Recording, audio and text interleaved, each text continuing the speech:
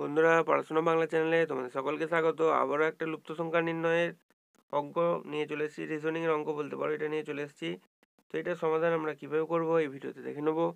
দেখো, আমরা প্রথমে এটা দেখে সংখ্যাগুলোকে ভালো করে বিচার করব এবং দেখব এটা কিভাবে করা যায়। তো দেখো, আমরা যদি 5 থেকে 12তে আসতে চাই তাহলে কি করে আসা যায়। তাহলে আমরা এটাকে এক কাজ করতে পারি। 5কে যদি আমরা 2 দিয়ে গুণ করি 10, তার সাথে আমরা যদি 2 যোগ করি তাহলে 10 আর 2 12 দেখো চলে আসছে। সেম ওয়েতে যদি 12কে আমরা 26 আনতে চাই, প্রথমে যদি 2 দিয়ে গুণ করি তাহলে 12 দুগুণে 24, তার সঙ্গে যদি 2 যোগ করি দেখো 26 চলে আসছে। 26-এর সাথে যদি 2 গুণ করি তাহলে দেখো আমাদের 26 দুগুণে হচ্ছে 52, 52-এর সাথে আমরা 26কে প্রথমে 2 গুণ করলাম, তারপর আবার যদি 2 যোগ করে নিই তাহলে 52 2 54 চলে আসছে। সেম ওয়েতে 54 থেকে আমরা যদি 54কে আবার 2 দিয়ে গুণ করি এবং 2 যোগ করি তাহলে 54 আর 2 হচ্ছে 2 দিয়ে গুণ করলে আমাদের 108 পেয়ে যাবো। 108-এর সাথে 2 যোগ করলে 110 পেয়ে যাচ্ছি।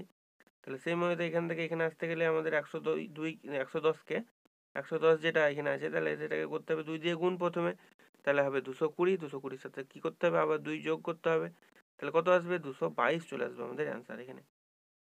তাহলে দেখো অপশান ডিতে রয়েছে আমাদের 222, তাহলে অপশান ডি হয়ে যাবে আমাদের এটার অ্যান্সার।